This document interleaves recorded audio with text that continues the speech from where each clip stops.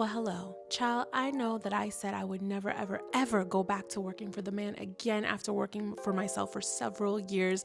You could not tell me anything. I was never going to go back to a 9 to 5, let it be told, at that time in my life. But here we are, years later, and I am back in the corporate wheel and I'm working for the man again. And I want to talk about that because a lot of you have found my channel and you found my content, all the content that I used to make about my entrepreneurial journey. I used to make a lot of content about business and my journey starting out as an entrepreneur and all the challenges I was facing. I even opened a retail store. So a lot of you found me through my smoke shop content, my legal content, and we don't really do that anymore. And in retrospect, I've come to the conclusion that the 9 to 5 really is not truly the villain. So let's talk about that today. Hey, my loves, welcome back. If you're new here, my name is Jolene. On this channel, we talk about all kinds of stuff, okay? I don't got no niche.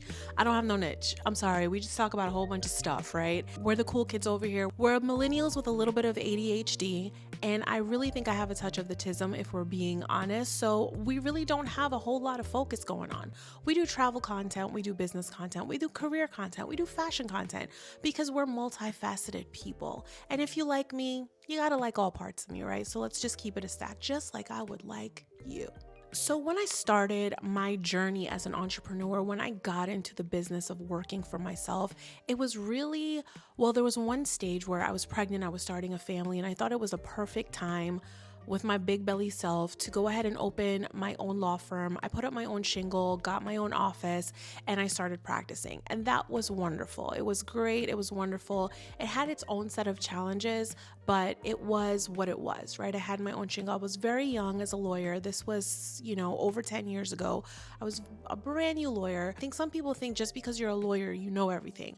Girl, I ain't know nothing. My second phase into entrepreneurship was right around COVID. Through my law firm, I had been exposed to a lot of cannabis regulatory work, cannabis compliance, hemp compliance, and I did a lot of content on that. But in learning about that, I really got enmeshed into the smoke shop culture. And I got so enmeshed in it. I was like, I wonder what it would take to run a smoke shop. And I wonder what sort of investment and what sort of ROI you would get in a retail business like that. Mind you, I had never been in retail before. Okay. All I had was my little law firm. Never worked in retail. Couldn't tell you one thing about it. Girl, the smoke shop opened, everything was going well, COVID was in full swing. And I don't want to say that it all backfired on me because it was a great learning experience, but in retrospect, I know exactly what happened to me. I was burnt out of working in corporate. I had the wrong jobs at the wrong companies, working for the wrong people. And I know sometimes you can't help that. You're not aware of it unless you're in it. What's the matter, mama? Come here. My dog is crying. She got groomed today and she has attitude. You're not aware of it unless and until you're in it. And sometimes it's too late. You're already working, right? But I think at the time there was this huge anti-9 to 5 narrative. There were a lot of people on the internet, on social media, promoting this idea of no more 9 to 5. We're all gonna work for ourselves. We're all gonna be entrepreneurs. With that came all these multi-level marketing schemes. With that came all the scams. With that came everybody trying to sell you a course, everybody trying to tell you how you're going to make $1 million. And I'm going to sit here and tell you wholeheartedly and honestly, I fell for it. I fell for the okie doke. I was like, of course I can do this. I'm a lawyer. I went through all of this. I know what to do. I can do this. I know accounting. I know the law. I know how to run a business. No, I did not. But at that time, I think we all as a collective, but let me speak for myself, fell for this okie doke of down with the 9 to 5. Like I will never work for anyone else again. And it wasn't a very smart decision for me at the time. And even to this day, social media still glamorizes anti-9 to 5. It still glamorizes, it promotes this idea of that if you don't have a job, you don't have to clock in for someone. You're not clocking in at 9, you're not clocking out at 5 or 6 or whatever. You're not working a shift. You have all this freedom. And that is very much highlighted and glamorized, especially with the youth, and it is quite dangerous. And for me at the time, I really thought giving up my 9 to 5 was going to get me some sort of I don't know, this immense freedom and this immense flexibility. And I mean, from my perspective, in all honesty, it did not. I was tied down to maybe not a physical desk all the time, but I was always tied down to something. I was always thinking about content. I was always thinking about inventory, staff, insurance, people stealing, accounting. I was always thinking about where the next client was going to come from in my law firm. So while I was not clocking in and out for someone else, I was not clocking out at all. Even though it was for myself, there was no balance and there was no sense of relaxation. There was always a mental stress that I was going through because even though I wasn't completely by myself in my businesses, everything did fall on me because guess what? My name was on all the papers. My name was on the papers. So it was my ass on the line every single day. And this is not to discourage you guys. It's not to discourage you at all. It's just this was my experience, right? Where I was situated, literally a smoke shop opened in the next plaza over. Then one shop opened down the street. And then the final straw for me was when a really big smoke shop that was really backed by investors with really deep pockets and ties to the industry, really good ties to the industry, opened a smoke shop directly across the street from me. So they were buying from multiple stores across multiple cities and they were getting really good prices that I could just not get. And I knew because I had some intel. Okay, everybody knows everybody in that industry. And I just could not compete with it. I could not get the pricing. I could not match their pricing. They started just undercutting me. The other shops I wasn't so concerned about because they didn't have the goodwill we had. Our customers really, really loved us. But you know, money talks, bullshit walks. And if it were me, obviously I would go to where I was getting the better pricing, right? So that's where they went. And month after month, the shop started to suffer. And I was getting ready to sign my lease for the 3rd year. And at that point, you know, I told my husband, I told my staff, I was like, guys, I don't think we can do this for another year. I mean, I can continue breaking even, but the effort and the investment and the time and energy that I was putting into this, I was not getting the ROI. Obviously, as an entrepreneur, when you're running a business, you're the last to get paid. And let's really talk about money here. I could not continue to not pay myself. I had staff to pay and they were the most important people. I really wanted to take care of my team and I made sure that they were always taken care of. All the bills were always paid. But for me, I was not taking home a check like that, not consistently anyway. That presents a huge problem when you have a mortgage, you have a car payment, you have insurance that you have to pay for, you have a child to raise, you have a whole family that also depends on you, and you have other goals and plans. So it became a huge issue for me. Now, I was on the fence about going back to work, and I was just like, you know what, Jillian, what does it hurt? Swallow your pride and, you know, start putting yourself back out there. So I got back out on LinkedIn. I was like, I'm open to work, and that is how I got involved with the company that I work for now. I can't tell you the name of the company here, but if you've been following me for a while, you can kind of connect the dots and you can figure out exactly who these people are. And I have been there for almost 3 years. So all in all, I returned to law full time. And you know, that type of stability isn't a bad thing, right? And here's a couple reasons why. And with the first one being the most important to me anyway, the stability of my income. Every 2 weeks, there is a check. Every year, there is a bonus. The insurance is there. The 401k is there. The matching is there. All of the benefits that come with working a 9-to-5 job in a company is there. And that stability cannot be minimized or taken for granted. Yes, you do have to show up to work and you have to go to work and you actually have to do work at work. And yes, you're going to have a boss. And yes, you're going to have responsibilities. You're not going to be able to sleep till noon and 1 o'clock and get up and do whatever you want. That's not how that works, right? Part of being stable is having some sort of discipline in it too, right? At least that's what I think. So stability is not a bad word, and you're not selling your soul.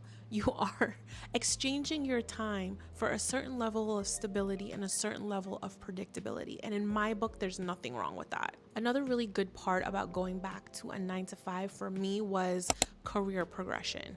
Okay, so even though I had my own firm, it was just me, right? And even if I had hired an associate or I'd partnered with another lawyer, at the end of the day, the bulk of the time it was me. And that limited me in certain respects. And I can't sit here and say I wasn't learning things. I was learning things, but there's a very fine line between trying new things and dipping your toes into malpractice. And that's what we were not prepared to do. I was not going to do that. But career progression was a really important factor for me in my decision to go back to 9 to 5 and work for a company, because where I'm at now, there are more senior lawyers than me. There are C-suite executives, there's directors, and they all sort of have their own niche and their own silo and their own scope of knowledge and expertise. And working hand in hand with some of these people, I have learned so much, and I've been also able to learn more about the law in certain areas that I would not have been exposed to if I had just stayed by myself. And it's given me the opportunity to be responsible for areas of law and compliance and risk that I would not have had exposure to, right? That has also allowed me other opportunities that is propelling my career forward. Let's talk about structure, right? So we talked about stability. Let's talk about structure. My personal opinion is that structure with work can be so freeing. We talk about how entrepreneurship can be so freedom bringing, and you have all this time and you have all this flexibility. And we talked about why I feel like that's a farce, right? In many, many, many instances. But working a 9 to 5 gives you a level of structure, I think, that cannot be ignored. If you are a person that can exercise boundaries for yourself and other people, you really shouldn't have that much trouble with setting boundaries in your 9 to 5 in terms of like your work-life balance, right? You know when you're working, you know when you're not working. You go in at a certain time, you leave at a certain time. And in certain professions, obviously as a lawyer, there are certain times where, I can't clock out at 5. I cannot just, go missing on a weekend or when we have big projects. Obviously you need to be there, but generally speaking, or at least be available, but generally speaking, you know when you're on and you know when you're off. There's no blending of your personal time and your work time, especially when you're good at setting those boundaries. And having that type of schedule, I feel like it really supports your mental health.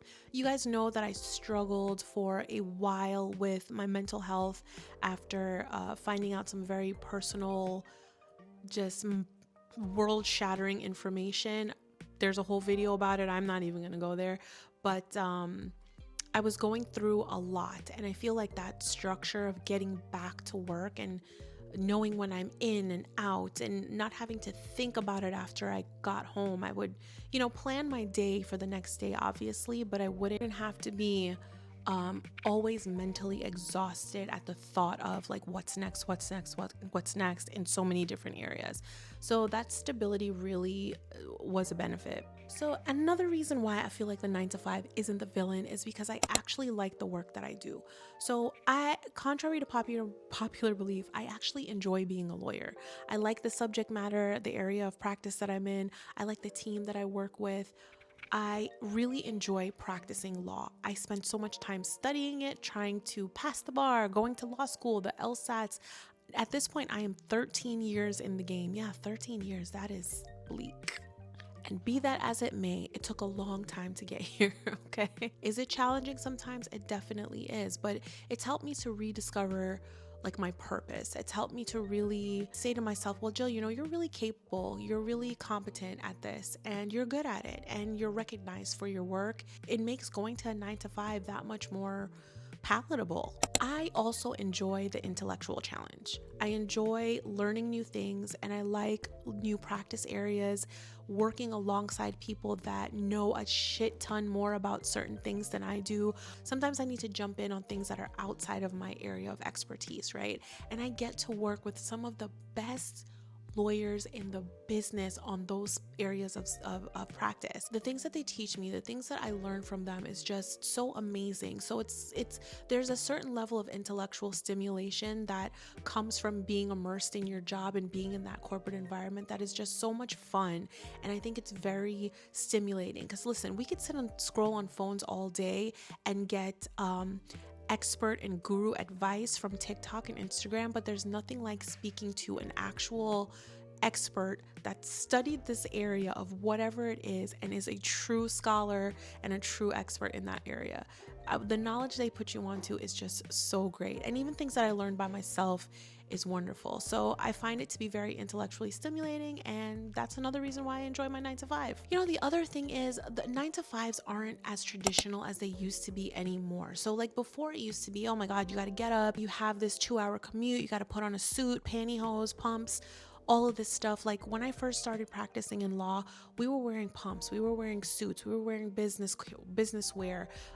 There was no concept of hybrid. There was no concept of work from home. What are you talking about? You were in the office, and sometimes you were in the office on the weekends, right? There was no infrastructure for this, connectedness, but not really being connected, physically connected. Nowadays, a 9 to 5 could mean you are working fully remote. A 9 to 5 could mean you have a hybrid schedule where you have more flexibility. You are literally in your house working. Like who wouldn't, of my generation, bro, I would have crossed whatever river I needed to. I would have swam whatever ocean I needed to have that luxury. So yeah, girl, having a 9 to 5 is not inherently bad. Don't let anybody fool you out of your blessing, because sometimes a 9 to 5 can be a blessing. If you're finding yourself in a situation where you really do want to put up your own shingle and you really do want to work for yourself, do not leave that job.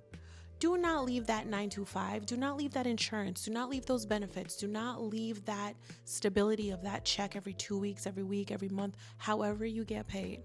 Don't do it. That's my advice to you. Stick with it until your side hustle can cover all of your expenses and more. Let it replace your income and some. I mean, some people, want to just take the risk. By all means, I'm not trying to discourage you. I'm just telling you what happened to me. Okay? And look, I'm back working. But, the other thing, 9 to 5 isn't for everyone. It's really about the fit. It's really about what fits for you and what works for you. It's really about, what kind of freedom do you want? What kind of structure do you want? Do you enjoy discipline? Are you just more of a free spirit that you kind of just want to wake up and do what you want to do every day? What is it that you're really looking for? What are your financial obligations? What are your obligations to your family?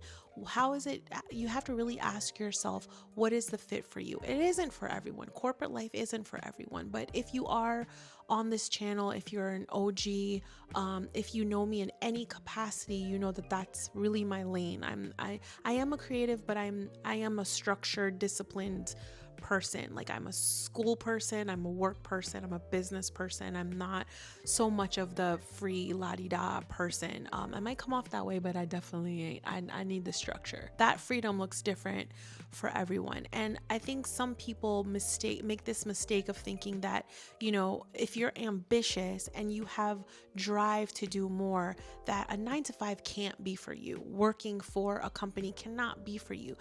Those two things are not mutually exclusive. So you can have those same things be true at the same time. You can be ambitious. You can want a side hustle. You can want all those things and still go to work. There's nothing wrong with that. You don't have to pick one or the other unless you get to a point where your side business is really booming and you're bustling and you're making the money and you have to really shift gears and focus on what you're doing.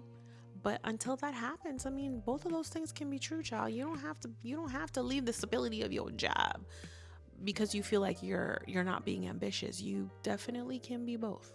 I don't know where that came from. Choosing your stability is not choosing to give up on your dreams at all. I feel like sometimes we ignore that calling, we ignore that reality, and it's to our detriment. So what I'm going to encourage you to do at the close of this video is I want you to really, if you're here and you're considering whether you want to go back to work, whether you want to continue to pursue your entrepreneurial dreams, just take stock for yourself, because you know what? I want to share a little secret with you. Influencers are They will sell you anything.